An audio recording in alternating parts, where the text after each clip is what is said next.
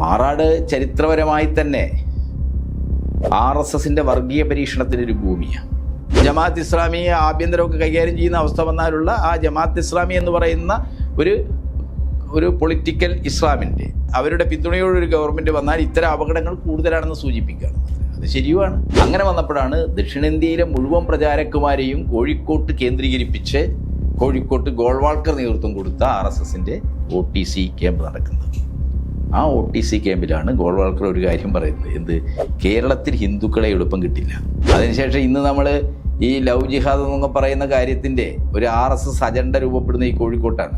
നാരീ സംരക്ഷണ സമിതി ഉണ്ടാക്കുന്നു. ഹിന്ദു സ്ത്രീകൾക്ക് മുസ്ലിങ്ങളെ കൊണ്ട് രക്ഷയില്ല എന്ന് പറഞ്ഞുകൊണ്ട് ആ കാലത്ത് ഒരു ഹിന്ദു സ്ത്രീയെ ഏതോ ഒരു മുസ്ലിം കല്യാണം കഴിച്ച് മതം മാറ്റിയിരുന്നു. അതാണ് പ്രശ്നം. RSS ഇവിടെ വേര് പിടിപ്പിക്കാൻ വേണ്ടി നടത്തിയ വർഗീയ ധ്രുവീകരണത്തിന് വേണ്ടിയുള്ള അജണ്ടയുടെ ഭാഗമായിട്ടാണ് മാറാടും എന്നുണ്ടാകുന്നത് വർഗീയ പ്രതിരോധം. ഒത്തുതീർപ്പിൻ്റെ ചരിത്രം മാറാണ്ട് പണ്ടേ മുതലുണ്ട്. 1991 കുപ്രസിദ്ധമായ കോലീവി സഖ്യത്തിലേക്ക് എത്തുന്നത് മാറാണ്ടൊരു പങ്കുണ്ട്.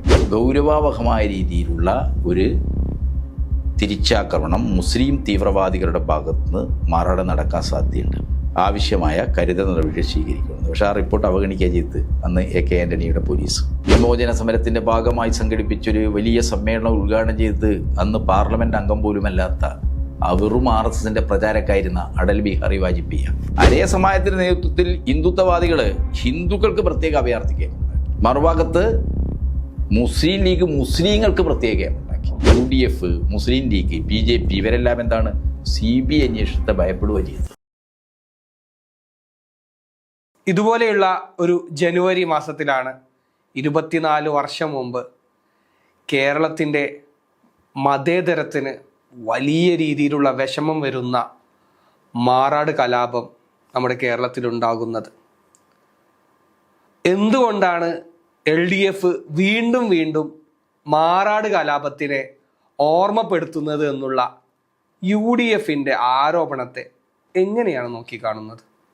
മാറാടിനെ നമ്മൾ ഓർമ്മപ്പെടുത്തിക്കൊണ്ടേയിരിക്കണം. കാരണം ഇനി ഒരു മാറാട് കേരളത്തിൽ ഉണ്ടാവരുത് എന്നതാണ് പ്രശ്നം. ഗുജറാത്തിനെ നമ്മൾ ഓർമ്മിച്ചുകൊണ്ടേയിരിക്കണം. ഗുജറാത്തിൽ 2002 സംഭവിച്ചതുപോലുള്ള ഒരു വംശഹത്യ ഇനി നമ്മുടെ രാജ്യത്തുണ്ടാകരുത് എന്നാണ് നമ്മളെല്ലാം അഭിലഷിക്കുന്നത്. അതുകൊണ്ട് തന്നെ മായ കുത്തേനിയുടെ ക്രൂരതകൾ, ബാബു ബജ്രംഗിയുടെ ആസൂത്രിതമായ കൊലപാതകങ്ങളും ബലാത്സംഗങ്ങളും, അതിനിരയായ ബിൽക്കീസ് ബാനുവിനെ പോലുള്ള ആളുകളുടെ അനുഭവങ്ങൾ, ഇതെല്ലാം ഇന്ത്യ, കേരളം നിരന്തരം ചർച്ച ചെയ്യണം. അത് ചർച്ച ചെയ്യുന്നത് അത് ആവർത്തിക്കാനല്ല, അതിനിയും ഉണ്ടാവാതിരിക്കാനാണ്. അത് ആവർത്തിക്കില്ലെന്ന് ഉറപ്പുവരുത്താൻ നമ്മുടെ മതനിരപേക്ഷ ബോധത്തെ, നമ്മുടെ മാനവ മൈത്രിയുടേതായ ബോധത്തെ ജാഗ്രതയായി നിർത്തണമെങ്കിൽ നിരന്തരമായി നമ്മൾ ഗുജറാത്തിനെക്കുറിച്ച് സംസാരിക്കുന്നത് പോലെ മലയാളികൾക്ക് മാറാടിനെക്കുറിച്ച് സംസാരിക്കേണ്ടി വരും. മാറാടിനി സംഭവിക്കാൻ പാടില്ലാത്തതാണ്. 2002 ജനുവരി മാസത്തിലാണ് മാറാട്ടെ ഒന്നാം കലാപം നടക്കുന്നത്. എന്തായിരുന്നു കാര്യം? മാറാട് കേരളത്തിലെ മറ്റേതൊരു പ്രദേശവും പോലെ വളരെ സമാധാനപൂർവ്വം ജീവിച്ചു പോയൊരു തീരഗ്രാമമായിരുന്നു. ഹിന്ദുക്കളും മുസ്ലിങ്ങളും, ഹിന്ദുക്കളിൽ ഭൂരിപക്ഷവും അരയരായിരുന്നു. ഹിന്ദുക്കളും മുസ്ലിങ്ങളും വളരെ സ്നേഹപൂർവ്വം ജീവിച്ചു പോകുന്നവരാണ്. ഒന്നിച്ച് മത്സ്യബന്ധന ബോട്ടിൽ വെള്ളം നിറക്കും, ഇന്ധനം നിറക്കും. അതിൻ്റെ ഒന്നും പേരിൽ കാര്യമായ ഒരു സംഘർഷമോ മറ്റു രീതിയിലുള്ള പ്രശ്നങ്ങളോ ഇല്ലാത്തൊരു സ്ഥലമായിരുന്നു. അങ്ങനെയുള്ള വളരെ ശാന്തമായി മനുഷ്യർ ജീവിച്ചു പോകുന്ന ഒരു പ്രദേശത്ത് വളരെ നിസ്സാരമായ ഒരു പ്രശ്നത്തെ ചൊല്ലിയാണ് ചേരിതിരിവുണ്ടാകുന്നത്.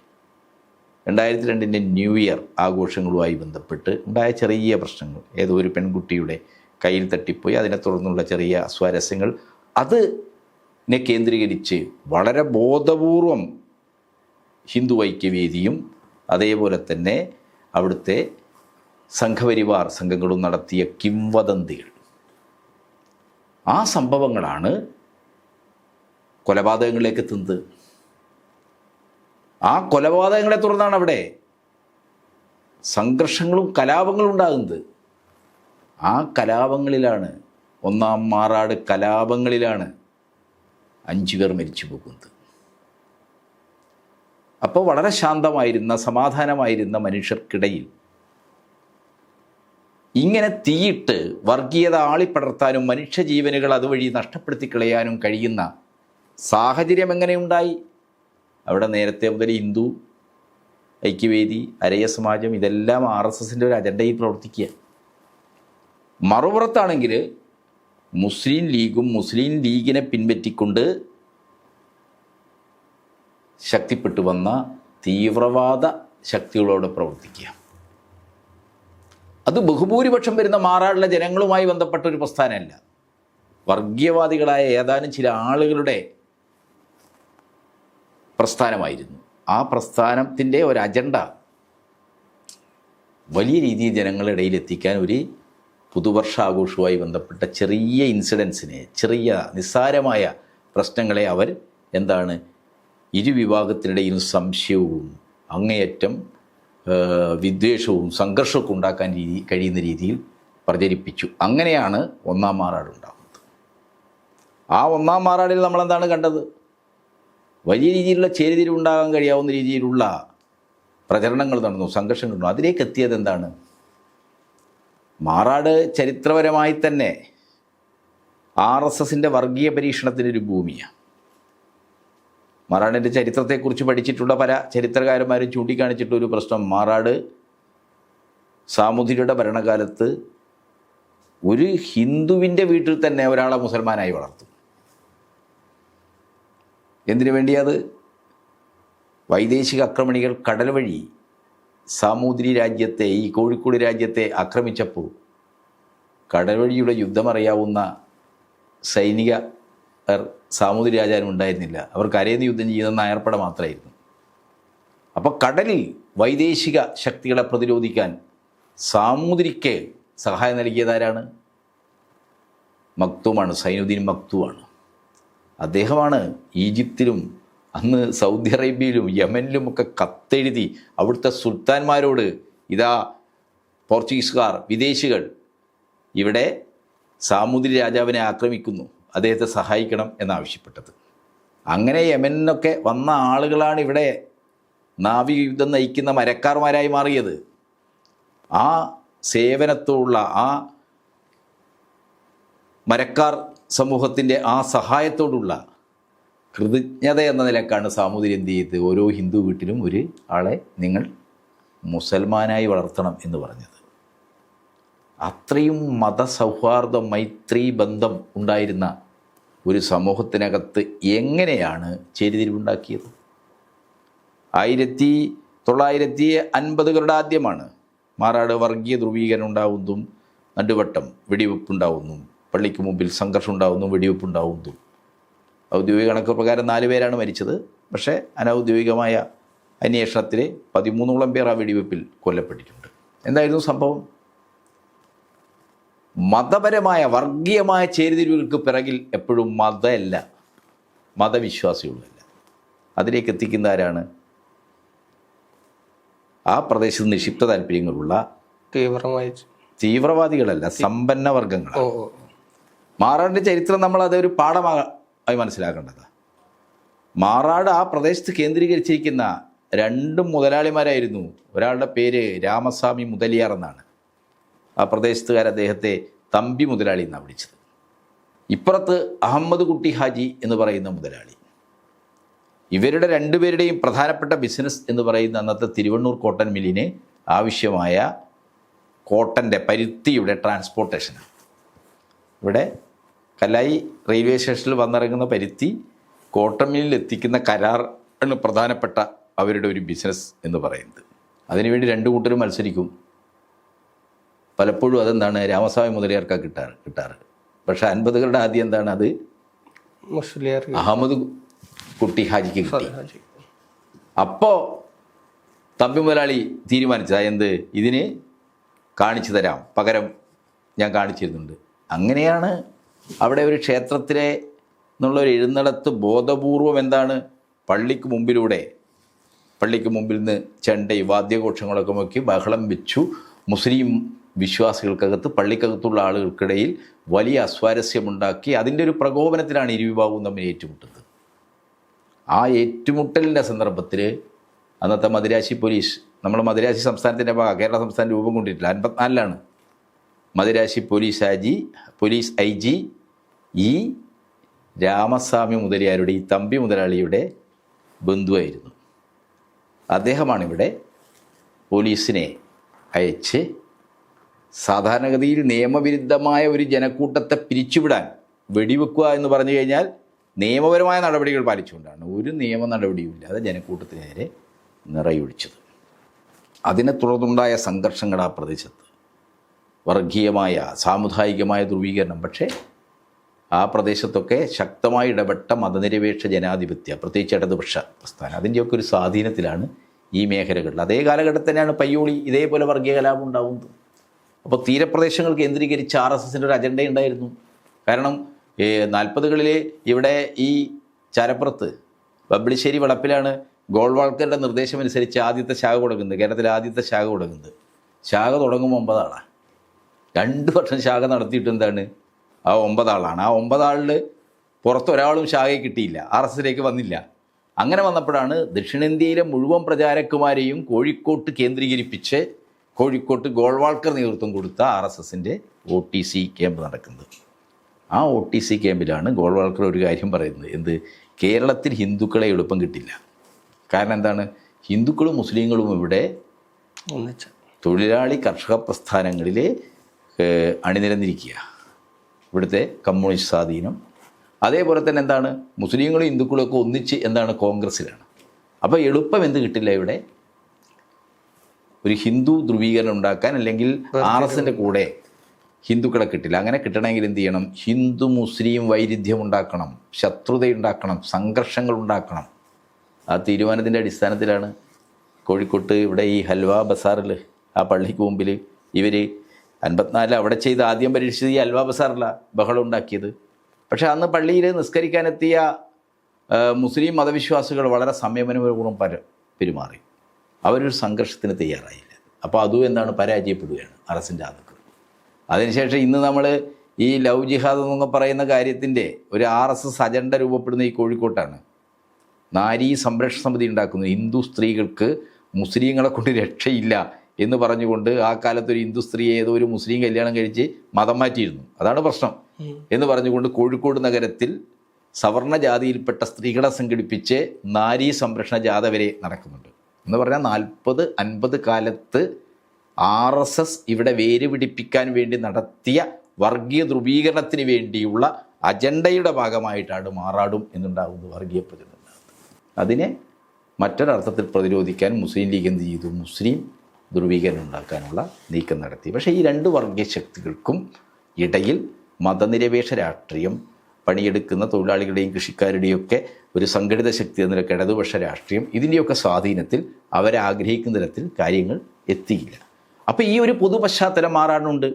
ആ പശ്ചാത്തലത്തിലാണ് 2002 ഈ സംഭവം ഉണ്ടാകുന്നത്. അപ്പോഴത്തെ ഹിന്ദു ഐക്യവേദി, അതേപോലെ തന്നെ മുസ്ലിം ലീഗുമായി ബന്ധപ്പെട്ട തീവ്രവാദ സംഘങ്ങൾ, NDF പോലുള്ള, പിന്നീട് പോപ്പുലർ ഫ്രണ്ട് എന്നൊക്കെ പേര് മാറ്റി വന്ന NDF ഒക്കെ എന്താണ്, നാട്ടിൽ സജീവമായി അതിൻ്റെ പ്രവർത്തനങ്ങൾ ആരംഭിച്ച ഒരു സന്ദർഭത്തിലാണ് ഈ 5 പേർ കൊല്ലപ്പെട്ട സംഭവത്തിൻ്റെ, അതായത് 1-ാം മാറാട് കലാപം എന്ന് പറയുന്ന സംഭവത്തിൻ്റെ ഒരു പ്രകോപനം, അതിൻ്റെ ഒരു പ്രതികാരം എന്ന നിലക്കാണ് 2003 മെയ് മാസത്തിൽ മാറാട് കടപ്പുറത്ത് പണിയൊക്കെ കഴിഞ്ഞ് വിശ്രമിക്കുകയായിരുന്ന, കാറ്റുകൊള്ളുകയായിരുന്ന സാധാരണ തൊഴിലാളികളെയാണ് ബോട്ട് വഴി ആയുധങ്ങളുമായി വന്ന ഒരു സംഘം എന്ത് ചെയ്യുന്നത്, അരിഞ്ഞു വീഴുന്നത്.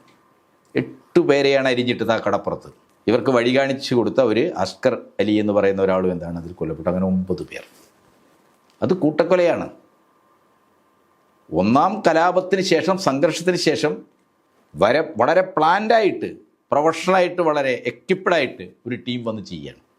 അതിന് പിറകിലെ NDF ആയിരുന്നു, മുസ്ലിം തീവ്രവാദികളായിരുന്നു. ആ തീവ്രവാദികൾക്ക് മാറാട് പള്ളിയിൽ വരെ എന്താണ് ആയുധം സംഭരിക്കാൻ കഴിഞ്ഞു. അപ്പുറത്ത് അരയ സമാജത്തിൻ്റെ ഓഫീസിലും ആയുധമുണ്ട്, അത് വേറെ പ്രശ്നം. 2 പേരും ആയുധം സംഭരിച്ചു, 2 വർഗീയവാദികൾ ആയുധം സംഭരിച്ചു. ഇതിനെ തുടർന്നുണ്ടായ സംഘർഷങ്ങളാണ് അവിടെ. ആ സംഘർഷങ്ങൾ എന്താ സംഭവിച്ചത്? 2002 കൊലപാതകത്തിന് പകരം ചോദിക്കാനെന്ന വ്യാജേനെ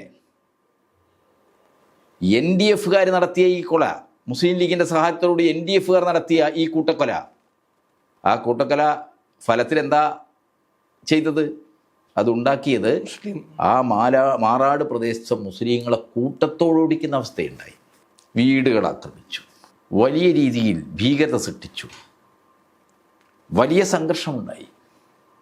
മുസ്ലിങ്ങൾ കൂട്ടത്തോടുകൂടി പോകുന്ന അവസ്ഥ വന്നില്ലേ? 3-ാം തീയതിയാണല്ലോ ഈ സംഭവം നടക്കുന്നത്. 4-ാം തീയതിയാണ് അവിടെ കേരളത്തിൻ്റെ മുഖ്യമന്ത്രി AK ആൻ്റണി എത്തുന്നത്. AK ആൻ്റണി ആ പ്രദേശത്തേക്ക് ക്യാബിനറ്റിൻ്റെ മന്ത്രിസഭയുടെ ഒരു സംഘത്തെയും കൂട്ടി പോകാനാണ് വന്നത്. അവിടെ സമാധാനം ഉണ്ടാക്കാൻ, ജനങ്ങളെ ആത്മവിശ്വാസം ഉണ്ടാക്കാൻ, സംഘർഷങ്ങൾ അവസാനിപ്പിക്കാനാണ് വന്നത്. പക്ഷേ എന്താ സംഭവിച്ചത്? AK ആൻ്റണിയെ ഹിന്ദു ഐക്യവേദിയുടെ കുമ്മനം രാജശേഖരനും BJPയുടെ നേതാവായിട്ടുള്ള ശ്രീധരൻപിള്ളിയൊക്കെ എന്താണ് ഗസ്റ്റ് ഹൗസിൽ പോയി കണ്ടു. അവർ പറഞ്ഞു, അങ്ങോട്ട് കുഞ്ഞാലിക്കുട്ടിയൊന്നും കൂട്ടി വരാൻ പറ്റില്ല. അതിന് വഴങ്ങി ഒരു മതനിരപേക്ഷ ജനാധിപത്യ രാജ്യത്തെ ഒരു സ്റ്റേറ്റ് ഗവൺമെൻറ് അതിൻ്റെ ക്യാബിനറ്റിൽ മന്ത്രിയായിരിക്കുന്ന ഒരാളെ കൂട്ടാൻ പറ്റില്ലെന്നാണ് പറഞ്ഞത്. ഒരു മതനിരപേക്ഷ സമൂഹത്തെ നടക്കുന്നതിന് AK ആൻ്റണി അന്നത്തെ കോൺഗ്രസ് നേതാക്കന്മാർ വഴങ്ങി. അങ്ങനെയാണ് കുഞ്ഞാലിക്കുട്ടിയെ ഗസ്റ്റ് ഹൗസ് നിർത്തിയിട്ട് ഇവരവിടെ പോയത്. അതിനെ തുടർന്നാണ് അന്നത്തെ CPMൻ്റെ സംസ്ഥാന സെക്രട്ടറി മാറാടേക്ക് വരുന്നത്. CPMൻ്റെ സംസ്ഥാന സെക്രട്ടറിയോടൊപ്പം അന്ന് മാറാട് ഉൾക്കൊള്ളുന്ന ബേപ്പൂർ മണ്ഡലത്തെ പ്രതികരിച്ചത് VKC ആണ്. എളമരം കരീമുണ്ട്. അന്നത്തെ ബേപ്പൂർ പഞ്ചായത്ത് പ്രസിഡന്റ് വീരാങ്കോയാണ്. ഇവരെല്ലാം ഉണ്ട്. അന്നത്തെ CPMൻ്റെ ജില്ലാ സെക്രട്ടറി സഖാവ് ദക്ഷിണാമൂർത്തി മാഷാണ്. ഇവരെല്ലാം ചേർന്ന് അങ്ങോട്ടേക്ക് ചെന്നപ്പോൾ പോലീസ് തടഞ്ഞു. അപ്പോൾ എന്താ പോലീസ് പറഞ്ഞത്? മുസ്ലിങ്ങളായ ആളെ ഒന്നിച്ചു പോകാൻ പറ്റില്ല, അവരെ കുഴപ്പമുണ്ടാവും എന്നാണ്. പക്ഷെ പിണറായി വിജയൻ അത് വകവെക്കാതെ ഇവരെയും കൂട്ടി അങ്ങോട്ടേക്ക് പോയി. RSകാർ പ്രശ്നം ഉണ്ടാക്കി. ഉമാ ഉണ്ണി എന്നൊക്കെ പറയുന്ന അന്നത്തെ ഈ ദുർഗാവാഹിനി ലൈനിലുള്ള RSൻ്റെ സ്ത്രീകൾ വലിയ കുഴപ്പമുണ്ടാക്കി അവിടെ. അതിൻ്റെയൊക്കെ പടമാണ് പിണറായി വിജയനെ തടയാൻ ശ്രമിക്കുന്ന പടമൊക്കെ അന്ന് മാതൃഭൂമിയൊക്കെ പ്രസിദ്ധീകരിച്ചു. അവർ സ്ഥാനാർത്ഥിയായി തോന്നുന്നു. അവർ പിന്നീട് മഞ്ചേരി ലോക്സഭാ മണ്ഡലത്തിൽ സ്ഥാനാർത്ഥിയായി. അപ്പം പിണറായി വിജയൻ അവിടെ പോയി. പക്ഷെ BJPക്കാർ വലിയ രീതിയിൽ സംഘർഷം ഉണ്ടാക്കി. പക്ഷെ അവിടെ പോയി AK ആൻ്റണിയെ പോലെ എന്താണ് RSSന് ഹിന്ദുത്വവാദികൾക്ക് പിണറായി വിജയൻ വഴങ്ങിയില്ല. മുസ്ലിങ്ങളായ നേതാക്കളെ കൂട്ടി പോകാൻ പറ്റില്ലെന്ന് പറഞ്ഞപ്പോൾ മുസ്ലിങ്ങളായ നേതാക്കളെ കൂട്ടി പിണറായി വിജയൻ പോയി. AK ആൻ്റണി മുസ്ലിമായ ഒരു മന്ത്രിയെയും കൂട്ടി മാറാട് പ്രദേശത്ത് പോകാൻ പറ്റില്ലെന്ന് പറഞ്ഞപ്പോൾ AK ആൻ്റണി മുസ്ലിം മന്ത്രിയായ ശ്രീമാൻ കുഞ്ഞാലിക്കുട്ടി സാഹിബിനെ ഗസ്റ്റ് ഹൗസിൽ ഇരുത്തിച്ചു. പിന്നീട് മാറാട് സംഭവത്തെക്കുറിച്ച് അന്വേഷിച്ച Thomas P. Joseph commission, judicial commission, ആ ജുഡീഷ്യൽ കമ്മീഷൻ ഒരു വളരെ ഗൗരവമുള്ളൊരു പ്രശ്നം ഉന്നയിച്ചു. എന്താ അത്? 2002 മാറാട് സംഭവമായാലും 2003 മാറാട് സംഭവമായാലും ഇതിലേക്ക് കാര്യങ്ങൾ എത്തിക്കുന്നതിൽ പോലീസിൻ്റെ നിഷ്ക്രിയത്വം വളരെ പ്രധാനപ്പെട്ട പങ്ക് വഹിച്ചു. ഒന്നാം കലാപം നടക്കുന്നു. അതിനുശേഷം ഒരു 1.5 വർഷത്തിന് ശേഷമാണ് 2ാം കലാപം നടക്കുന്നത്. അതിനിടയിൽ ഗവൺമെന്റിന്റെ ഭാഗത്ത്, അന്ന് UDF ആണ് ഭരണത്തിലിരിക്കുന്നത്, ഗവൺമെന്റിന്റെ ഭാഗത്ത് നിന്ന് അതിനെ സമാധാനത്തിലേക്ക് എത്തിക്കാനുള്ള പ്രവൃത്തിയൊന്നും നടന്നില്ല എന്ന് തോന്നുന്നുണ്ട്. 1ാം മാറാട് സംഭവത്തിന് ശേഷം ഗവൺമെൻറ് നിഷ്ക്രിയമായിരുന്നു. 1ാം മാറാട് സംഭവവുമായി ബന്ധപ്പെട്ട് നിരവധി കേസുകളുണ്ടായിരുന്നു. ഭവന ആക്രമണം ഉൾപ്പെടെ, കൊലക്കേസുകൾ ഉൾപ്പെടെ. എന്താ ചെയ്ത ആ കേസ്? മുസ്ലിം ലീഗും BJPയും തമ്മിൽ ധാരണ എത്തി രണ്ടുപേരും പ്രതികളെ കൊടുക്കുക ചെയ്ത്. മുസ്ലിം ലീഗ് ഹിന്ദു ഐക്യവേദിക്കാർ നടത്തിയ ആക്രമണത്തിൽ കുറേ ആളുകളെ പേര് കൊടുത്തു, ഇവർ മറ്റൊരു പേര് കൊടുത്തു. ഒത്തുതീർപ്പിലെത്തുക ചെയ്ത്. ഒത്തുതീർപ്പിൻ്റെ ചരിത്രം മാറാണ്ട് പണ്ടേ മുതലുണ്ട്. 1991 കുപ്രസിദ്ധമായ കോലീവി സഖ്യത്തിലേക്ക് എത്തുന്നത് മാറാണ്ടൊരു പങ്കുണ്ട്. എന്താ കാര്യമെന്നറിയോ? 1987 അവിടെ ഒരു മില്ലിൽ ജോലി ചെയ്തിരുന്ന ഇമ്പിച്ചിക്കോയ എന്ന് പറയുന്ന ഒരാൾ കൊല്ലപ്പെടുന്നത്, ഒരു തൊഴിലാളി കൊല്ലപ്പെടുന്നത്. അദ്ദേഹം എനിക്ക് തോന്നുന്നത് INLൊക്കെയായി ബന്ധപ്പെട്ട ഒരാളായിരുന്നു. അതിന് പ്രതികാരമായി അതിനെ തുടർന്നാണ് രമേശൻ എന്ന് പറയുന്ന ഒരാൾ കൊല്ലപ്പെടുന്നത്. പേര് ഇമ്പിച്ചിക്കോയ ആയതുകൊണ്ടും പേര് രമേശനായതുകൊണ്ടും ഇത് 2 കക്ഷികളും ഏറ്റെടുത്തു. മുസ്ലിം ലീഗ് ഇതിൻ്റെ തുടർന്നുള്ള കേസുകളും പ്രശ്നങ്ങളൊക്കെ വന്ന് അവിടെ വലിയ രീതിയിലുള്ളൊരു വർഗീയ ധ്രുവീകരണത്തിലേക്ക് പോകും എന്നൊക്കെ ആശങ്ക ഉണ്ടായിരുന്നു. പക്ഷേ ഈ 2 കേസുകൾക്കും പിന്നീട് എന്താ സംഭവിച്ചത്? രമേശൻ്റെ കേസ് നടത്തിയത് അരയ സമാജ, ഇമ്പിച്ചിക്കോയയുടെ കേസ് നടത്തിയത് മുസ്ലിം ലീഗാണ്. എന്താ സംഭവിച്ചത്? ആ കേസിലെ സാക്ഷികളെ കൂറുമാറ്റി 2 പേരും ധാരണ എത്തി. ആ കേസുകളെ കൂറുമാറ്റി. അതിൻ്റെയൊക്കെ ഒരു ധാരണയിലാണ് 91 എന്ത് ചെയ്യുന്നത്, ഈ മാറാട് 91 സഖ്യത്തിൽ BJP ലീഗ് സഖ്യം ഉണ്ടാകുന്നത്, കുപ്രസിദ്ധമായ കോലീബി സഖ്യം ഉണ്ടാകുന്നത്. അപ്പോൾ എല്ലാ കാലത്തും മുസ്ലിം ലീഗും BJPയും അല്ലെങ്കിൽ ഹിന്ദു ഐക്യവേദിക്കാരും മുസ്ലിം ലീഗുകാരും തമ്മിൽ എന്തുണ്ട്, ഒരു അന്തർധാര ശക്തമായിരുന്നു. ഇങ്ങനെയൊക്കെയുള്ള കുഴപ്പങ്ങളുണ്ടാവും, ഇവർ പരസ്പരം അഡ്ജസ്റ്റ് ചെയ്യും. 2002 സംഭവങ്ങൾക്ക് ശേഷം അതിലെ പ്രതികളുടെ ലിസ്റ്റ് നൽകിയ ആരാണ്, ലീഗും BJPയും. BJP എന്ന് പറഞ്ഞാൽ ആര്യ സമാജവും ഹിന്ദു ഐക്യവേദിയുമാണ്. പോലീസിൻ്റെ ഇക്കാര്യത്തിലുള്ള നിഷ്ക്രിയത്വം എത്രത്തോളം ഗൗരവവഹമായിരുന്നു എന്ന് പിന്നീട് അന്വേഷണങ്ങളുടെ പുറത്തു വന്നൊരു കാര്യമുണ്ട്.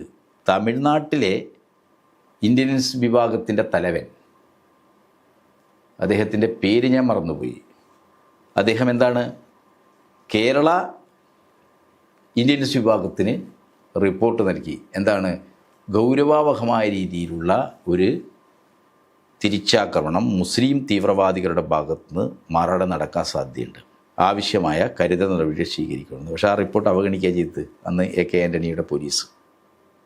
അതിൻ്റെയൊക്കെ സ്വാഭാവികമായ നിരുത്തരവാദപന അലസമായ അന്നത്തെ UDF സർക്കാരിൻ്റെ സമീപനത്തിൻ്റെ ഭാഗമായിട്ട് കൂടിയാണ് 2003 മെയ് മാസത്തിൽ ഈ കൂട്ടക്കൊല മാറാട് കടപ്പുറത്ത് നടന്നത്.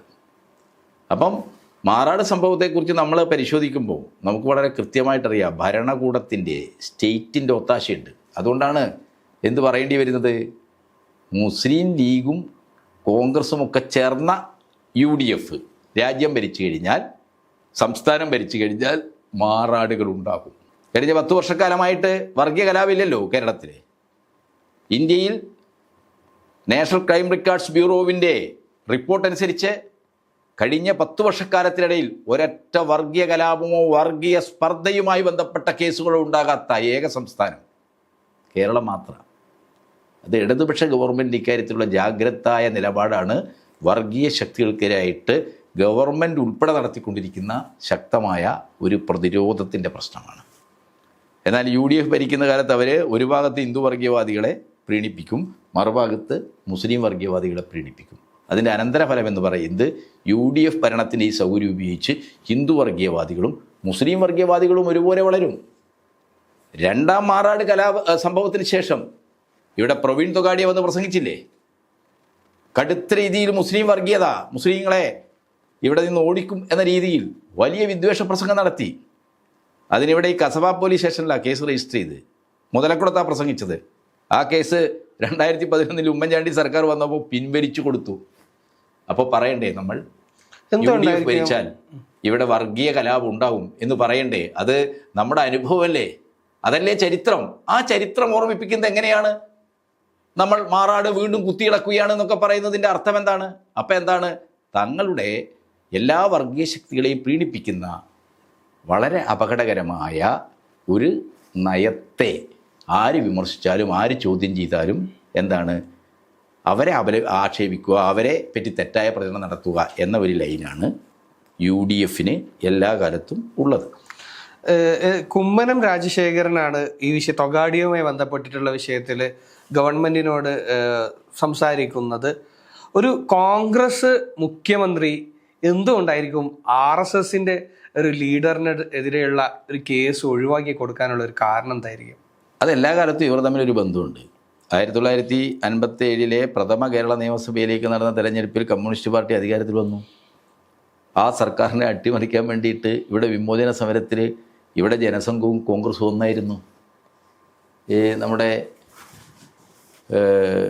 കോട്ടയത്ത് തിരുനക്കര മൈതാനിയിൽ വിമോചന സമരത്തിൻ്റെ ഭാഗമായി സംഘടിപ്പിച്ചൊരു വലിയ സമ്മേളനം ഉദ്ഘാടനം ചെയ്തത് അന്ന് പാർലമെൻറ്റ് അംഗം പോലുമല്ലാത്ത വെറും RSSൻ്റെ പ്രചാരക്കായിരുന്ന അടൽ ബിഹാറി വാജ്പേയിയാണ്.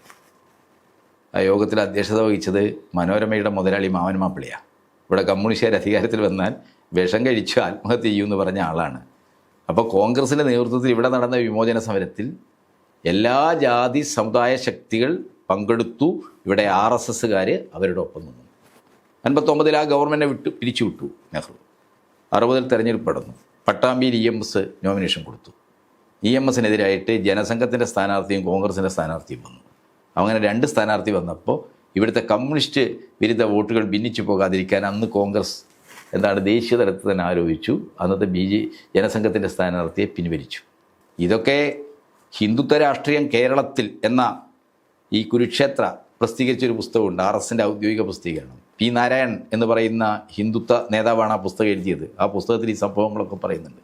നമ്മളാരും ആരോപിക്കുന്നില്ല, ചരിത്രമാണ്, നമുക്ക് എല്ലാവർക്കും അറിയാവുന്ന കാര്യമാണ്. അവർ പോലും പറയുന്നുണ്ടത്.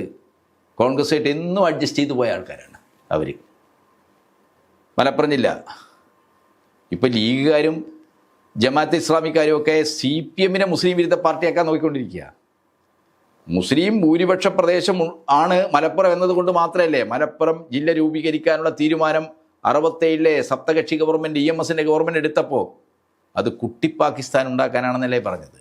മലപ്പുറം ജില്ല കുട്ടിപ്പാക്ക ജനസംഘത്തിൻ്റെ ആ മുദ്രാവാക്യം ഏറ്റെടുത്തതാരാ?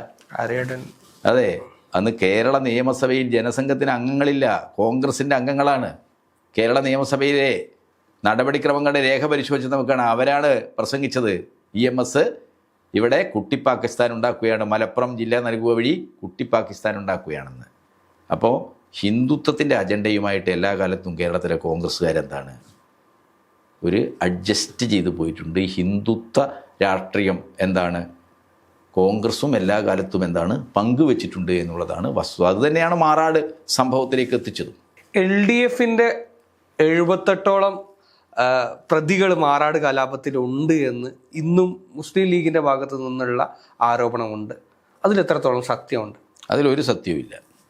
ഒന്നാം മാറാട് കലാപം നടന്നപ്പോൾ ആ സംഭവവുമായി ബന്ധപ്പെട്ട് ലീഗുകാർ കൊടുത്ത ലിസ്റ്റിൽ 3 CPM പ്രവർത്തകരുണ്ടായിരുന്നു. സതീശൻ, ഷൈനുദ്ദീൻ, ഷാനി. അതൊരു വീടാക്രമണ കേസാണ്, കൊലപാതക കേസൊന്നുമായി ബന്ധപ്പെട്ടല്ല. അത് ഇവർ കൊടുത്താണ്. അവർക്ക് ഈ സംഭവമൊന്നുമായിട്ട് യാതൊരു ബന്ധവുമില്ല. എന്നാൽ രണ്ടാം മാറാട് സംഭവം എന്ന് പറയുന്നത് പ്രധാനമായിട്ടും അത് കൂട്ടക്കൊലയാണ്. അതിനെ തുടർന്നുണ്ടായ സംഘർഷങ്ങളാണ്. ആ സംഘർഷങ്ങളിൽ അവിടെ നിന്ന ആളുകളെ ഓടിക്കുന്ന അവസ്ഥയുണ്ടായി ഹിന്ദുത്വ ശക്തികൾ.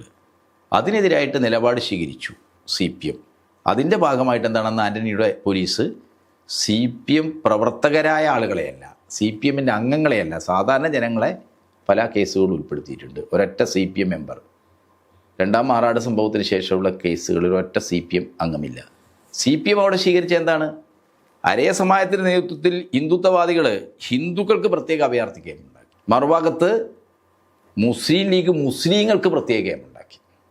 അങ്ങനെ വന്നപ്പോഴാണ് CPM പറഞ്ഞത്, ഇടതുപക്ഷം പറഞ്ഞത്, ഇത് ശരിയല്ല. ഒരു പ്രദേശത്ത് ഒന്നിച്ച് ജീവിച്ചു പോകുന്ന ആളുകളെ 2 അഭയാർത്ഥി ക്യാമ്പുകളാക്കി മാറ്റിയാൽ അത് വർഗീയമായ ധ്രുവീകരണം ഉണ്ടാക്കും. അതുകൊണ്ട് ഒന്നിച്ചുള്ള ക്യാമ്പുകൾ തുടങ്ങണം. അങ്ങനെയാണ് CPM മുൻകൈയെടുത്ത് മാറാട്ടെ ഇപ്പോൾ പരേതനായ ബാലറാമേട്ടൻ്റെ നേതൃത്വത്തിൽ അവിടെ ഹിന്ദുക്കളും മുസ്ലിങ്ങളും ഒന്നിച്ച് കഴിയുന്ന ക്യാമ്പുകൾ ഉണ്ടാക്കിയത്. അതിൻ്റെയൊക്കെ റിസൾട്ട് എന്താണെന്ന് വെച്ചാൽ ഈ തെരഞ്ഞെടുപ്പ്, ഈ കോർപ്പറേഷൻ തെരഞ്ഞെടുപ്പ്, ഒരു മാറാട് സംഭവങ്ങളൊക്കെ നടന്ന പ്രദേശം പ്രതിനിധീകരിക്കുന്ന വാർഡിൽ ജയിച്ചതാരാണ്? CPMൻ്റെ പ്രതിനിധിയാണ്. കഴിഞ്ഞ കോർപ്പറേഷൻ തെരഞ്ഞെടുപ്പിലും ആ ഡിവിഷൻ ആർക്കാണ്? CPMനാണ്. അപ്പോൾ CPM ഹിന്ദു മുസ്ലിം ഭിന്നതയുണ്ടാക്കുന്ന എല്ലാ നടപടികളെയും ശക്തമായി എതിർക്കുകയാണ്. ഈ കേസിനെ കുറിച്ച് സൂക്ഷ്മമായൊന്നും പഠിക്കാതെയാണ് പലരും പറയുന്നത്.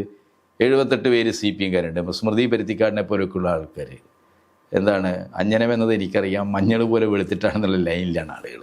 എന്താ ചെയ്യുക? ഇവരെയൊക്കെ നമ്മൾ വസ്തുതകൾ പഠിക്കണ്ടേ? കോൺഗ്രസ്സുകാരും CPMകാരും BJPക്കാരും ലീഗുകാരും എല്ലാമുള്ള ആ പ്രദേശത്തെ ജനങ്ങൾ ഈ കലാപത്തിലും സംഘർഷത്തിലും പലതലങ്ങളിൽ ഇരകളാക്കപ്പെടുകയും പങ്കെടുക്കുകയും ചെയ്ത ആളുകളാണ്. അങ്ങനെ സാധാരണ ജനങ്ങൾ. അപ്പോൾ അവരെ വേണേൽ എണ്ണീട്ട് നിങ്ങൾക്ക് CPM എന്നാണെന്ന് പറയുക. CPMന് വോട്ട് ചെയ്യുന്നതാണ്. ഒരൊറ്റ CPM പ്രവർത്തനമില്ല. എന്നാൽ ലീഗിൻ്റെ നേതാക്കളുണ്ട്. ആ കേസിലെ 1-ാം പ്രതി ആരാണ്? മൊയ്തീൻ ഖോയയാണ്. അപ്പോൾ 2-ാം പ്രതി ഞാൻ പേര് പറയുന്നില്ല. ആരൊക്കെയാണ്? മുസ്ലിം ലീഗിൻ്റെ നേതാക്കളാണ്. ജുഡീഷ്യൽ കമ്മീഷൻ കണ്ടെത്തിയത്? ഇതിന് വിദേശ ബന്ധമുണ്ടെന്നാണ്. ഇത്രയും ആസൂത്രിതമായ ഒരു കലാപം, ഒരു കൂട്ടക്കൊല നടത്തണമെങ്കിൽ അതിന് പണം വേണം.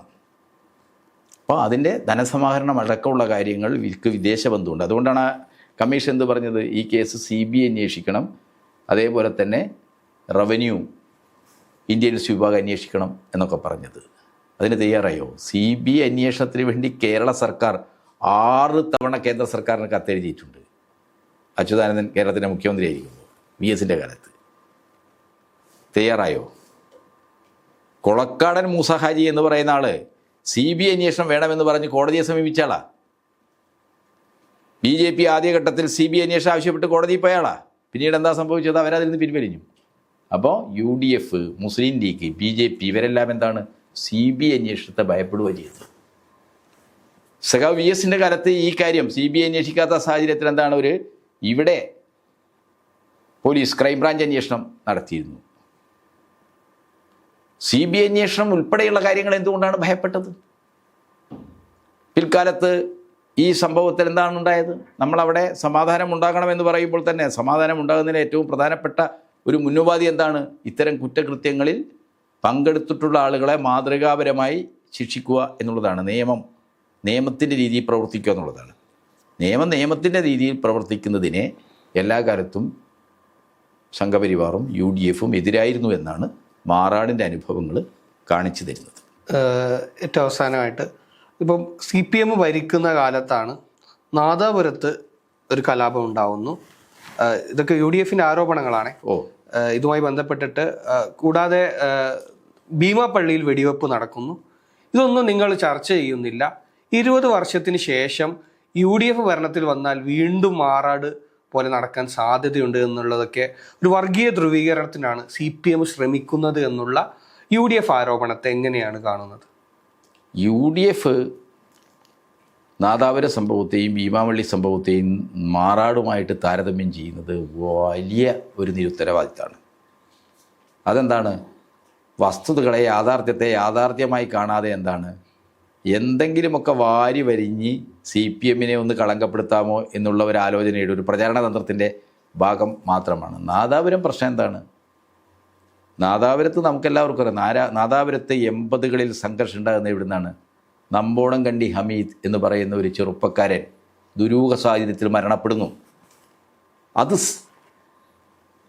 പോലീസ് അന്വേഷിക്കണം, ക്രൈംബ്രാഞ്ച് ഏറ്റെടുക്കണം എന്ന ആവശ്യം ആ പ്രദേശത്ത് ലീഗ് ഉൾപ്പെടെയുള്ള സംഘടനകൾ ഉയർത്തുന്നു. ആ ആവശ്യം ഉന്നയിച്ചുകൊണ്ട് മുസ്ലിം ലീഗിൻ്റെ നേതൃത്വത്തിൽ കുറ്റ്യാടിക്കടുത്തുള്ള നീലേച്ചൻകുന്നുണ്ടല്ലോ, അവിടെ നിന്നൊരു ജാഥ ആരംഭിക്കുന്നു. ആ ജാഥ കടന്നു വരുമ്പോൾ അതിലെ CPM നേതാവായ ഏക്കണാരൻ്റെ വണ്ടി കടന്നു വരുന്നു. ഈ വണ്ടി കണ്ട ഉടനെ ആ വണ്ടി എന്ത് ചെയ്യുന്നു? തടയുന്നു, ഏക്കണാരനെ ആക്രമിക്കുന്നു. അത് വളരെ വൈകാരികമായൊരവസ്ഥ അവിടെ ഉണ്ടാക്കുന്നു. അതിനെ തുടർന്നാണ് സംഘടനകൾ ഉണ്ടാകുന്നത്. പിന്നീട് നമ്പോളം കണ്ടി ഹമീദിൻ്റെ കൊലപാതകത്തെക്കുറിച്ച് ക്രൈംബ്രാഞ്ച് അന്വേഷിച്ചപ്പോൾ കുറ്റവാളി ആരായിരുന്നു? ആ ജാഥ നയിച്ച ലീഗ് നേതാവായിരുന്നു. ആ ജാഥക്ക് നമ്പോളം കണ്ടി ഹമീദിൻ്റെ കൊലപാതകത്തെക്കുറിച്ച് ക്രൈംബ്രാഞ്ച് അന്വേഷണം വേണമെന്ന് പറഞ്ഞ് ജാഥ നയിച്ച ലീഗിൻ്റെ നേതാവുണ്ടല്ലോ, പേരൊന്നും ഞാൻ ഇപ്പോൾ പറയുന്നില്ല. അദ്ദേഹമായിരുന്നു ആ കൊലക്കേസിൽ 1-ാം പ്രതി.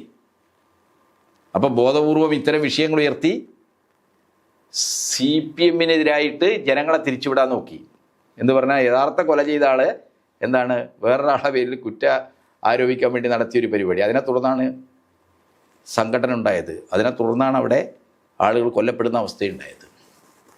നാദാപുരത്തെ ഈ സംഘർഷങ്ങൾക്ക് പിറകിൽ വർഗപരമായ ചില കാര്യങ്ങളുണ്ട്. അത് മാറാട് പോലെയൊന്നുമല്ല.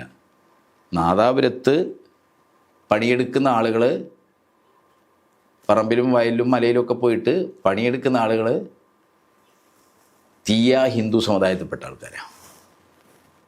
അവിടുത്തെ ജന്മിമാരിൽ ഭൂരിപക്ഷം ആരാണ്? മുസ്ലിം പ്രമാണിമാരാണ്. ഇന്ത്യയിലെ മറ്റ് പ്രദേശങ്ങളിൽ നിന്ന് വ്യത്യസ്തമായി ഭൂബന്ധങ്ങളിൽ മുസ്ലിം പ്രമാണിത്തുള്ളൊരു സ്ഥലമാണ് അത് ഹിസ്റ്റോറിക്കലായിട്ട് എന്താണ്? കടത്തനാട് രാജാവ് ഈ മലയൊക്കെ വിൽക്കുമ്പോൾ മലപ്പുറം മുക്കം ഭാഗത്തുനിന്നുള്ള മുസ്ലിം സമ്പന്നർ പോയിട്ടാണ് അത് വാങ്ങിച്ച് കൂട്ടിയത്. നേരത്തെ അത് നായന്മാരായിരുന്നു. അപ്പോൾ CPM അവിടെ നായർ ഹിന്ദു മേധാവിത്വത്തിനും മുസ്ലിം ജന്മി പ്രമാണിത്വത്തിനെതിരായിട്ട് ഒരുപോലെ സമരം ചെയ്തു. അതിൻ്റെ ഭാഗമായിട്ടാണ് ആലക്കൽ കുഞ്ഞിക്കണ്ണൻ എന്ന് പറയുന്ന ഒരു CPM നേതാവ് അവിടെ കൊല്ലപ്പെട്ടിട്ടുണ്ട്. അയാളെ കൊന്നതാരാ? BJP-ക്കാരാ, അന്നത്തെ ജനസംഘം RS-കാരാ. മറുഭാഗത്ത് മുസ്ലിം പ്രമാണിമാർ കേരളത്തിൽ ഒരു പ്രദേശത്തും ഇല്ലാത്ത രീതിയിലുള്ള സാമൂഹ്യമായ ചൂഷണവും വിവേചനങ്ങളും ആ പ്രദേശത്ത് നിലനിന്നിരുന്നു. 10, 60, 70 വയസ്സൊക്കെ ഉള്ള ആളുകളെ എന്താണ് ഈ ജന്മി കുടുംബങ്ങളിലെ ആളുകൾ വിളിച്ചിരുന്നത് എന്താണ്? ചെക്ക പെണ്ണ എന്നൊക്കെയായിരുന്നു. ചെക്കൻ വിളി, പെണ്ണ് വിളി. അതുപോലെ എന്താണ് ഓശാരപ്പണി, കൂലിയില്ലാത്ത പണി ചെയ്തു കൊടുക്കണം. ഇവരെ വീടുകളിൽ എല്ലാ കാര്യങ്ങളും എന്ത് ചെയ്യണം, ചെയ്തു കൊടുക്കണം. ഇവർക്ക് ന്യായമായ കൂലി കൊടുത്തിരുന്നില്ല. ഇതിനൊക്കെ വേണ്ടി, കൂലിക്കും മനുഷ്യാന്തസ്സിനും വേണ്ടി അവിടെ കർഷക തൊഴിലാളികളുടെ നേതൃത്വത്തിൽ നടന്ന സമരം, ആ സമരത്തെ നേരിടാൻ ഈ മുസ്ലിം വർഗീയത ഇളക്കി വിടുകയാണ് മുസ്ലിം സമ്പന്നർ ചെയ്തത്. അവിടുത്തെ മുസ്ലിം ലീഗ് എന്ന് പറയുന്നത് മുസ്ലിം സമ്പന്നരുടെ പാർട്ടിയാണ്. ഇവരോട് ഏറ്റുമുട്ടിയത് ആരാണ്? TKK അബ്ദുള്ള സാഹിബിനെ പോലുള്ള ആദ്യകാല കമ്മ്യൂണിസ്റ്റ് നേതാക്കന്മാരാണ്. ഇവരോട് ഏറ്റുമുട്ടിക്കൊണ്ടാണ് CH കണാരൻ, പിന്നെ അതിൻ്റെ തുടർച്ചയിലാണ് A കണാരനൊക്കെ വരുന്നത്. പക്ഷേ ഈ വർഗപരമായ പ്രശ്നം നാദാപുരത്ത് ഒരു യാഥാർത്ഥ്യമുണ്ട്. അത് സാമുദായികമായ ഒരു ധ്രുവീകരണത്തിലേക്ക് എത്തിയിട്ടുണ്ട്. അങ്ങനെ പാടില്ല എന്നുള്ളതാണ് CPMൻ്റെ നിലപാട്. ഈ വർഗപരമായ പ്രശ്നം കൈകാര്യം ചെയ്യുമ്പോൾ സാമുദായികമായ ജന്മി പ്രമാണി ശക്തികളത് വർഗീയാക്കാൻ ശ്രമിച്ചപ്പോൾ അതിനെ പ്രതിരോധിക്കുന്നതിൽ മതനിരപേക്ഷത മുറുകെ പിടിച്ചുകൊണ്ടുള്ളൊരു നിലപാട് സ്വീകരിക്കുന്നതിൽ വീഴ്ചകൾ സംഭവിച്ചിട്ടുണ്ട് പല ഘട്ടങ്ങളിൽ. അപ്പോൾ ആ പ്രശ്നത്തെ അങ്ങനെ തന്നെ കാണണം.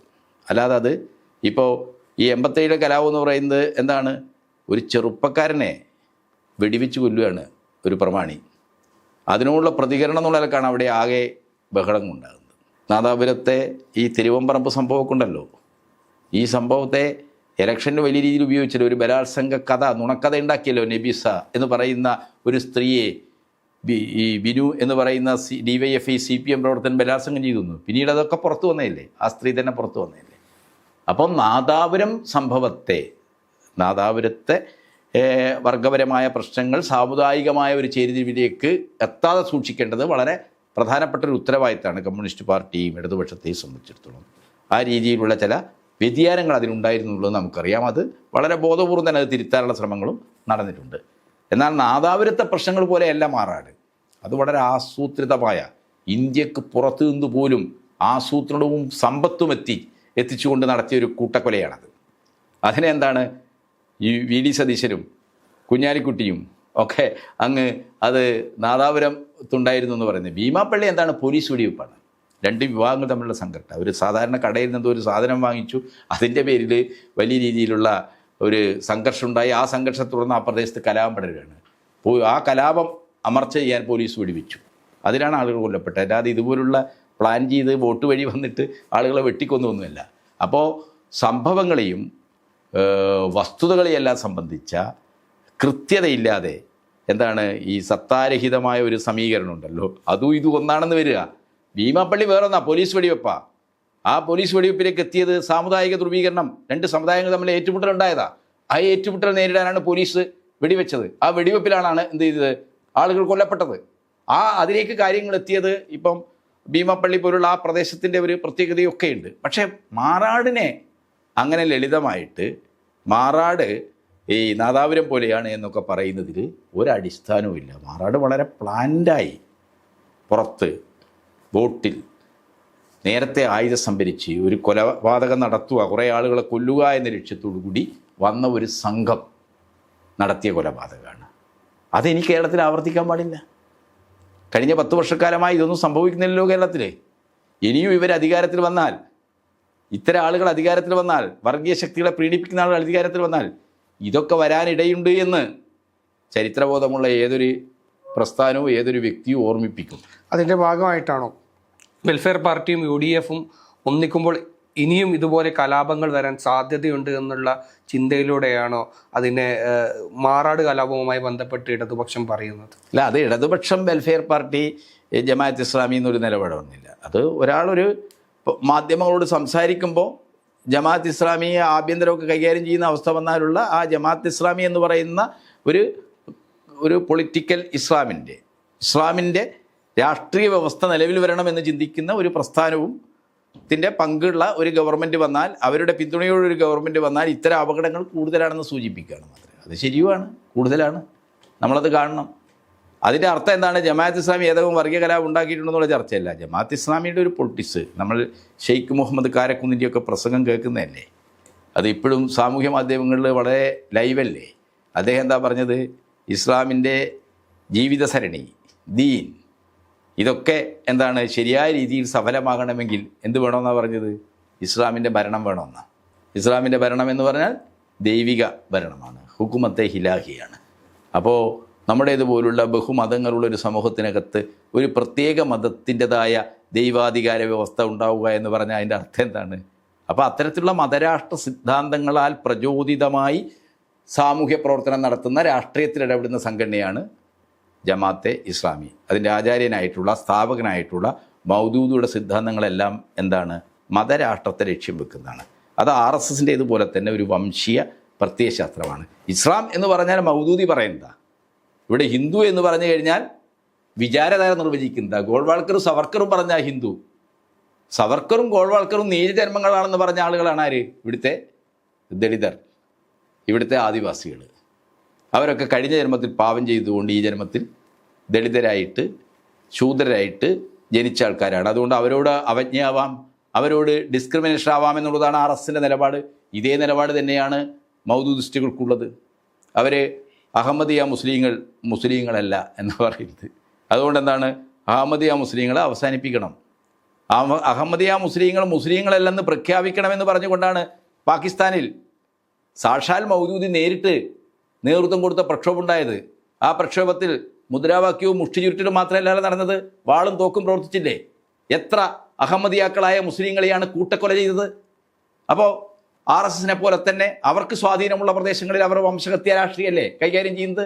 വംശീയതയല്ലേ അവരുടെ പ്രവർത്തന പദ്ധതി? അപ്പോൾ അതൊക്കെ നമ്മുടെ മുമ്പിലുണ്ടാകുമ്പോൾ സ്വാഭാവികമായിട്ടും ജമാഅത്ത് ഇസ്ലാമിയെ പോലുള്ളൊരു സംഘടനയെ വിമർശിക്കുമ്പോൾ ആ കാര്യം പറയും. അത്രയേ ഉള്ളൂ അതിൽ.